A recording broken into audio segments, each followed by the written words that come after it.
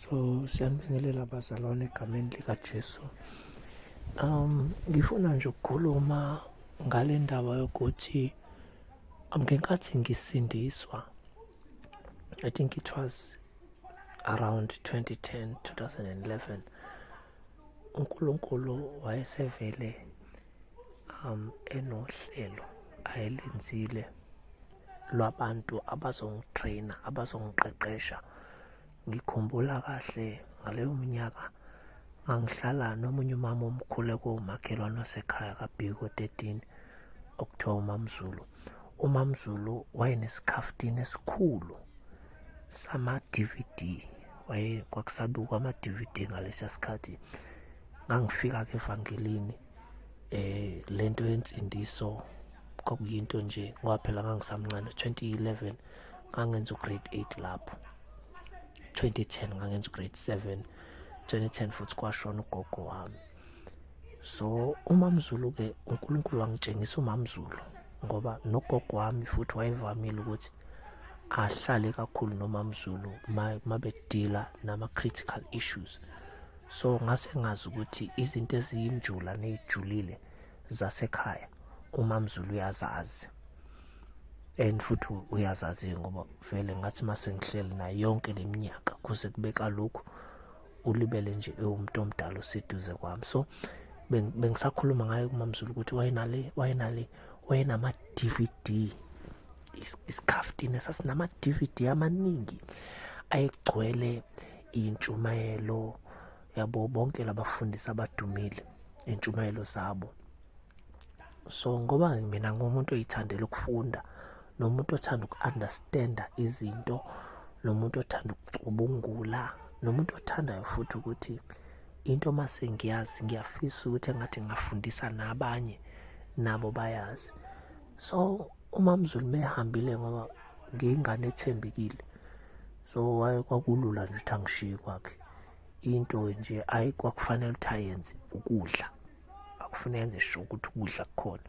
Njengoba nje namanje bazalwane ngisebenza konke okusemandleni ukuthi ngenza sure ukuthi empilweni yami I always have food. I don't want to find myself in a situation where I don't have food or I eat ebese. So ingakho kufuneka ngivuke ekuseni ngenze konke okusemandleni ukuthi ukudla nginakho, because ngumuntu okuthandayo ukufunda. So uMamZulu-ke wayekhuthalela ukwenza sure ukuthi ifriji lihlale ligcwele phama ukudla.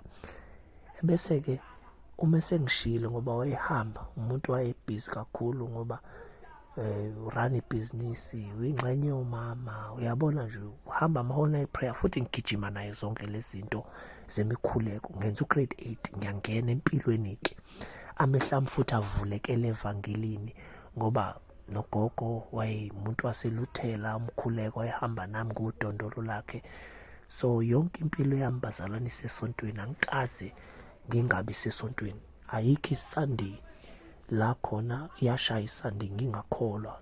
Like angikwazi ukuthi kuyinto enjani ukuhlala ungakholwa, like ukuhlala nje. Angikaze futhi ngenze enye into besides ukukhonza uJesu, noma kumnyama noma kubovu uJesu, noma ngikhala noma ngijabula uJesu.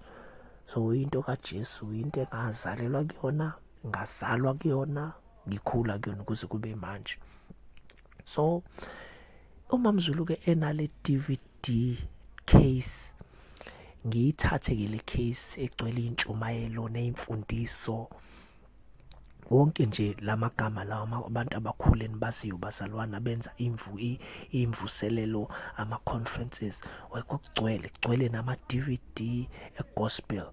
Uyabona ukuthi umuntu owayelwela ukuthi ingqondo yakhe ihlale igcwele izwi likaNkulunkulu, hlale elwela ukuhlala ezwini, akanaso isikhathi sokucabanga ezinye iy'nkathazo, ufocus-e ezwini. Njengoba ngenze nje nami namhlanje bazalwane, anginaso isikhathi senye into, anginaso. Believe me, anginaso isikhathi senye into ngaphandle kwezwi.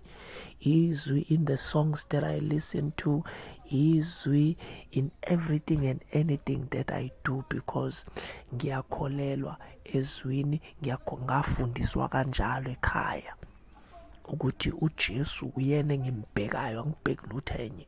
Ebese-ke ngibeka phambi kwami amaphupho a-impossible kumina, kodwa ngiyazi ukuthi by faith a-possible kuyena.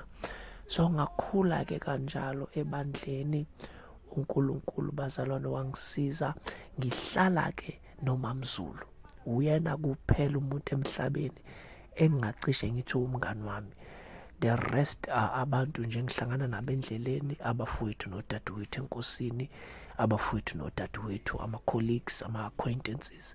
But umuntu engingacishe ngithi umngani wami uyena uMamZulu enyameni, ngoba kumina-ke u-anti omdala, umama omdala, because uma ukhulile, umanje ungishiya ngeminyaka eminingi uma. Yes, ungishiya ngeminyaka eminingi, kodwa still uma kufika uMamZulu naye uthe ukuba ukukhula kunoma. So akakwazi ukuba ugogo kumina, kodwa umama omdala, ngingasho ukuthi umamkhulu, ngoba uma uthi sisi kuyena, noma bewomakhelwane-ke. So unalo mqulo wama-DVD. Kusho ukuthi-ke ngenxa yokuthi ngiyingane eyithandelayo ukufunda, ngoba noNkulunkulu futhi wahlangana nami ey'ncwadini. Ngiyingane yakhula inamaphupho amakhulu and futhi ayizofezeka. Kodwa-ke uma ngibuka indlela izinto ezenzeke ngayo between 2011 and 2025 in my life, ngiyabona ukuthi I was gonna be sabotaged. Ukuba uJesu bengingenayo bazalwane, ngabe namhlanje ngiyahlanya ukuze kubenefit abanye abantu abathize, kodwa siyixoxa ngelinye ilanga leyo. uNkulunkulu-ke wanqaba, wathi unamanye ama-plans ngami afuna ukuwafezekisa. So angeke angivumele ukuthi ngifunde ngiyithuthukisele mina, kodwa uzongisebenzisa, uzongisa ey'ndaweni ey'ningi, uzodonsa ama-stars enkazimulo yakhe awasondeze eduze kwami, noma mina ngisondeze eduze kwawo. Mase siphelile isikhathi bese siyasihlukanisa, kuhambe bona noma kuhambe mina. Wazisho zonke lezi zinto uNkulunkulu ngifunda. Ngangine-schedule esikoleni, ngangiphuma nakwi-top 10, kodwa ngenxa yokwanda kwezimpi ngaqhubeka ngama ngasebenza kanzima noma ngingasaphumi kwi-top 10, ngoba izimpi zayihlasela, especially mase nga-grade 9, 10, 11.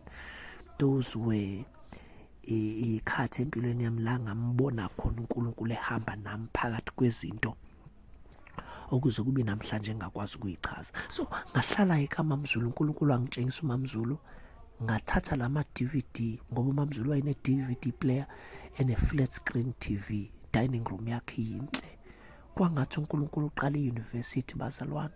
Ngawafaka, ngilalele bonke labafundisi engibaziyo, ngihlale phansi, abanye sebashona, ngihlale phansi ngifunde.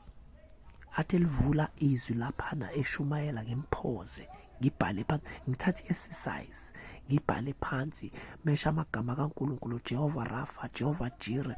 Ngihlale phansi ngifunde wonke aze aba ne-crash. Ethetha uMamZulu, lama-DVD uyamosha, wafaka i-crash, kanti I'm consuming the knowledge, absorbing the knowledge, keeping the knowledge and applying it in my life. Nangempela uNkulunkulu wami nami ngimthandaza ngaze ngafika ka-matric, kuze kube namhlanje ngihamba nge-knowledge. Yingakho bazalwane, ngiwumuntu weyincwadi, ngiwumuntu wabantu abadala, ngoba ngiyakholelwa endabeni yomuntu omdala. So now mo lapho sekukhona i-internet manje, khona u-TikTok, usuyakwazi ukungena izinto uyifunde, zifundise ukudiscipline ingqondo yakho, uyihlalise phansi ufunde, uyazi into okholelwa kuyo ukuze uzohamba kahle.